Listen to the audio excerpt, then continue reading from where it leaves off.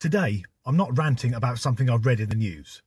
If you've seen this channel before, you'll know my main hobby is that I play guitar in a heavy metal band, and it's really good fun. People often say to me, it must be great, and it is.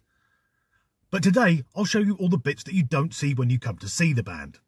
Of course, before you can join a band, you have to know how to play an instrument.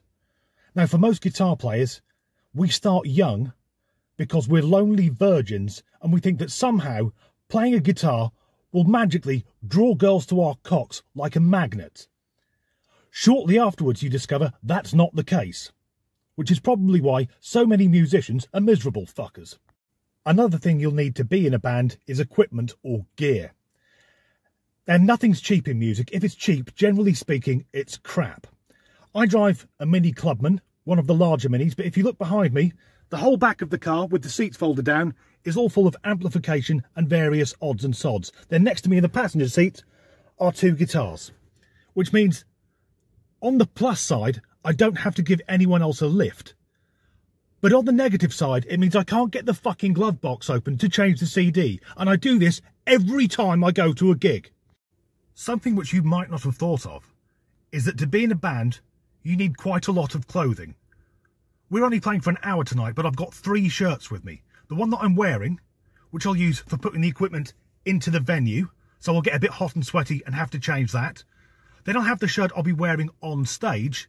And then I have a third shirt, which I'll put on after I've been on stage, usually a very different colour, so people can see I'm not just a fat, sweating fucking mess.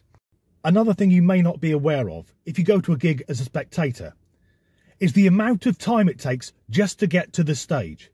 It's just gone 5 o'clock. We're not due on until 8:30. At the weekend, we headlined. I got to the venue at 4:30. We went on stage at 10 PM. You spend less time standing around at a fucking airport. Also, it's a cold, wet, miserable Wednesday in October. I'm not expecting many people to turn up, but we're going to have to go out there like it's 1992 and we're opening for Guns N' fucking Roses. So this is the venue. Looks all right. I've been here before. Next, I'm going to do what you spend a lot of time doing if you're in a heavy metal band, and that's lifting heavy shit. So here's all my gear, and if you look at the amp head, you'll see I've got stickers from the office, and that's so if anyone asks me what I'm doing, I can say I'm working late at the office.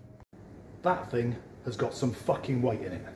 I could have played the flute or the violin, but no, I had to be a fret wanker.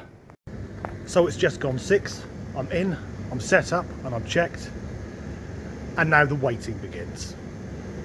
Also, this isn't the shirt I'll be wearing on stage. I'm not that much of a diva that I wear my own merch. The drummer's just arrived, so now there's more heavy lifting. The venue doesn't have a dressing room, so I'm in the gents' bogs with that pungent smell of piss. However, these are pretty clean. Usually, venue toilets look like that scene in Trainspotting where Ewan McGregor climbed into the Carsey. Gig shirt. What's that?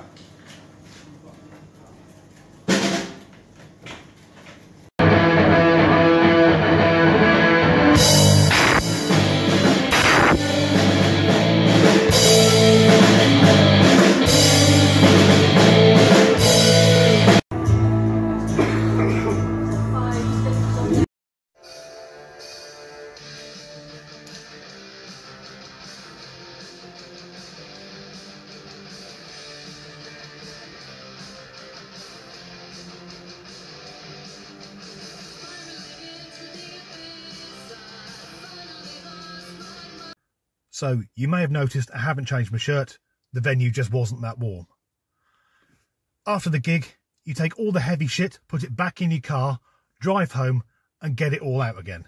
It's now 10:30 at night. I left my house at 4:30. So that's 6 hours, 45 minutes of which I was actually on stage. So now I'm going to unload my car. But when I loaded it earlier, it was light, and now it's pitch fucking black. I hope that was a useful insight into the world of the hobbyist musician. As ever, thanks for watching.